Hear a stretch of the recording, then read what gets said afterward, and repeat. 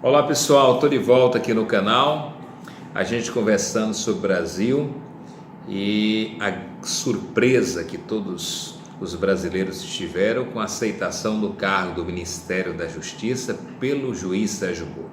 O juiz Sérgio Moro que se notabilizou através da Operação Lava Jato, como magistrado que alcançou uma popularidade significativa. E agora nós nos debruçamos com a sua decisão de deixar a magistratura e alçar a um cargo no Poder Executivo, que é o Ministério da Justiça, que será aglutinado com o Ministério da Segurança Pública. Olha, para o juiz Sérgio Moro, sem dúvida deve ter sido uma decisão tanto quanto difícil. Primeiro porque, pela Constituição, o juiz só pode ter uma atividade além da magistratura, que seria o magistério. Inclusive ele já é professor, nesse ponto as coisas se correlacionam muito bem. Mas para que ele possa assumir o Ministério da Justiça, ele necessariamente tem que pedir exoneração do cargo efetivo de magistrado. Um cargo que dá vitaliciedade, um cargo que ele tenha toda uma segurança no seu exercício. Entretanto, no Ministério da Justiça, obviamente que é um cargo em que pode ser a qualquer momento demitido ou não, exonerado ou não, pelo presidente da República. O que terá feito Sérgio Moro trocar 22 anos de magistratura pelo Ministério da Justiça? É talvez esse o questionamento que cerca o povo brasileiro. Eu confesso a vocês que para o Sérgio Moro, a gente não sabe até agora se foi a melhor escolha. Mas para o Brasil, e aí a gente tem que ter um pensamento mais altivo, acho que foi uma ideia interessante. O Sérgio Moro vem com um portfólio muito grande, de um juiz que passou e passa por uma experiência extremamente producente nessa área de combate ao crime organizado, ao crime de colarinho branco, ao crime de corrupção. É um homem inteligente, que tem aí uma base teórica e uma base experimental, empírica e prática muito valorável, e sabe-se que o Ministério da Justiça, a qual se subordina a Polícia Federal, é um ministério importantíssimo para o combate à corrupção no país. Indiscutivelmente, é um momento significativo para que esse combate à corrupção permaneça, continue e acrescente muito mais. Eu acredito, e aí eu quero ser otimista nesse ponto, não que pese as inúmeras críticas que têm sido movidas contra o Sérgio Moro, se ele foi ético ou não, se ele não deveria ter uma quarentena, ou seja, um lapso temporal no exercício depois da magistratura, um lapso temporal fora e após, sim, alçar um cargo executivo, não que pese as discussões que caem sob suspeita, em face da sua aceitação ao cargo público, se ele ajudou a eleger o Bolsonaro, já pensando nisso. Eu não quero entrar nesse mérito, até porque isso fica para aqueles que militam a política, nas suas diversas percepções e concepções. Eu sou daquele brasileiro que entende que quando termina as eleições, acabou a disputa, vamos torcer que o próximo governo dê certo. Essa palhaçada de ficar criando terrorismo, essa idiotia de ficar se alimentando cada vez mais de pessimismo, não faz parte. Embora não tenha votado no Bolsonaro, eu torço muito para que ele faça um bom governo. E se não fizer, pelas regras democráticas, nós teremos a oportunidade de defenestrá-lo, assim como muitos outros políticos foram defenestrados ao longo do tempo.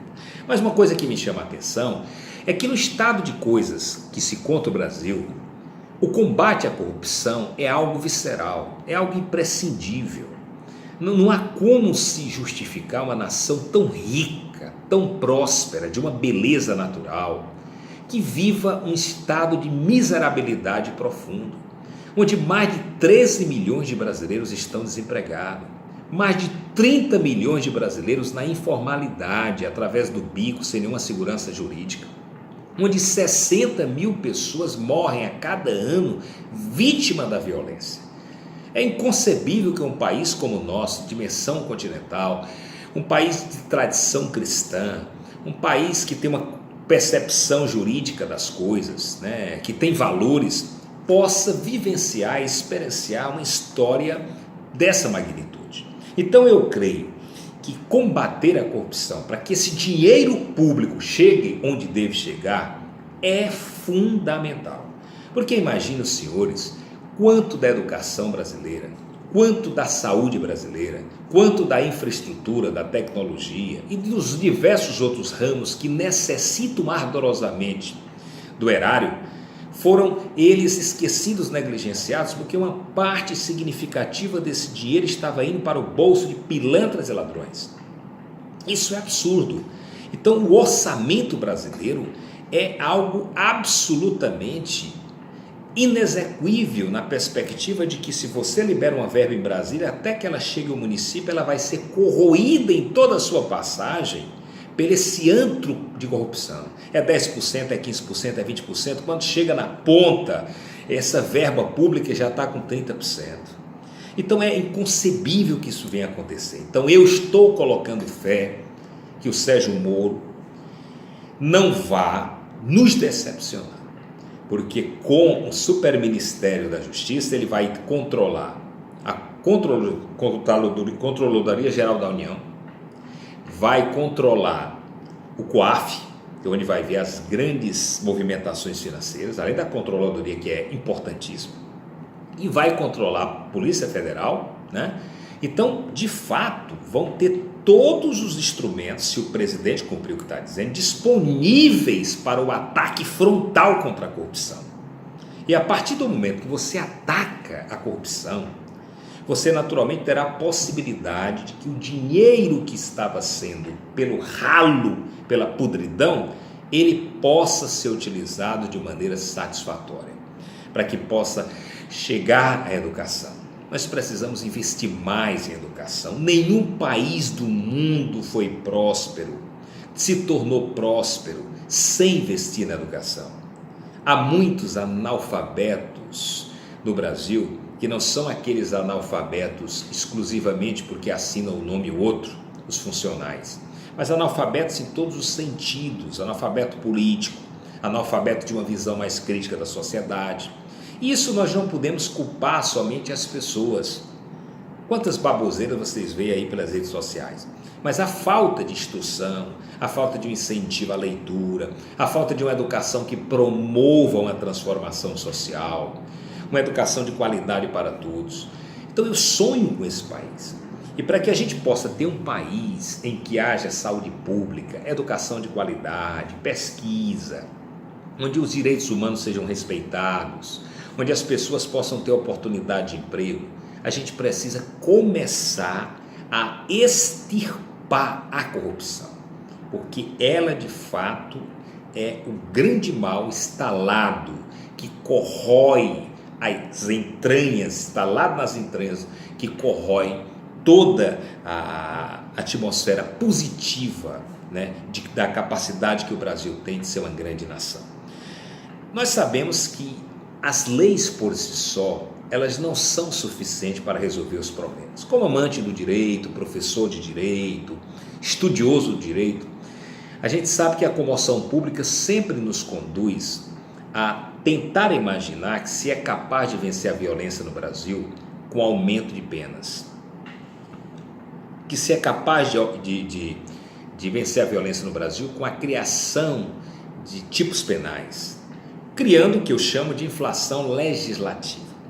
De fato, eu diria que não são as penas maiores ou menores, até porque quando o elemento criminoso vai cometer o crime, ele não vai abrir o Código Penal para saber qual é a penalidade.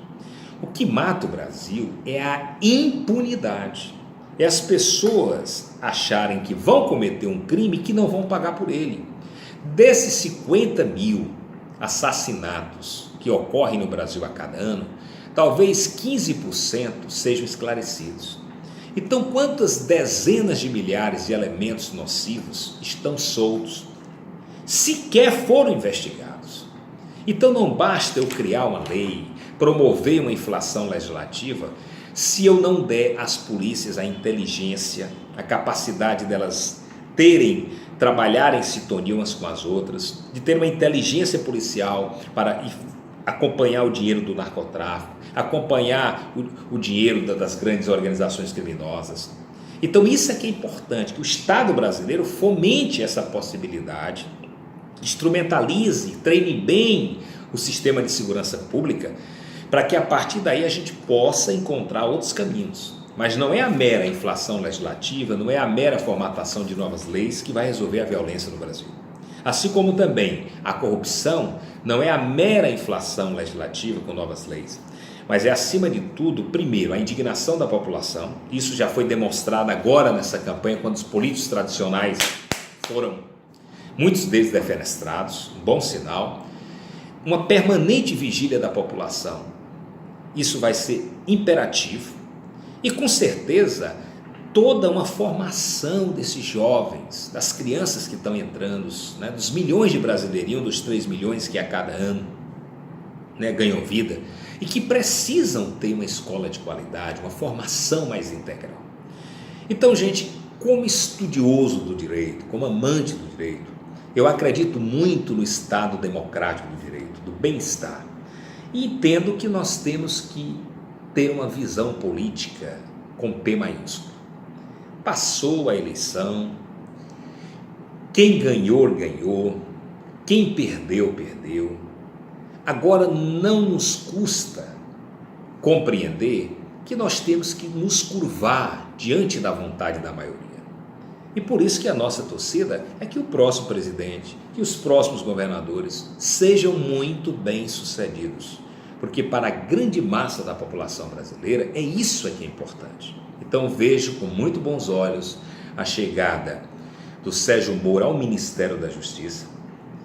Não que pese as objeções de correntes que se antagonizam sobre o seu ato, sobre suas atitudes, mas o vejo como um homem preparado, um homem sério, que embora tenha em algum momento protagonizado o holofote, até com certo extremismo, para a liturgia que o cargo exige, mas tirar dessas aberrações muito próprias, da própria concepção narcísica do homem. Por outro lado, ninguém pode deixar de reconhecer o enorme trabalho que ele tem feito e que ele fez até agora como magistrado federal. Vamos torcer que ele permaneça com essa mesma alma, com esse mesmo espírito, que o Ministério da Justiça seja de fato esse grande divisor de água. Nós não suportamos mais a corrupção. A eleição do Bolsonaro, como eu falei em outros vídeos, ela se deveu a uma demonização do PT, e o PT ficou como a ideia do corrupto, do partido corrupto. Eu já disse aqui que não é o único partido corrupto, aliás, todos os partidos, com raríssimas exceções, financiaram suas campanhas com direito de empreiteiro, mas foi em cima dessa demonização da corrupção que aquele mais incauto dos agricultores pé no chão até os mais intelectuais tinham de fato uma resistência muito grande ao PT. Então a questão da corrupção é visceral. Por isso, vamos acreditar, vamos tentar ver se o país vai para frente. Um forte abraço a todos, é o nosso próximo vídeo.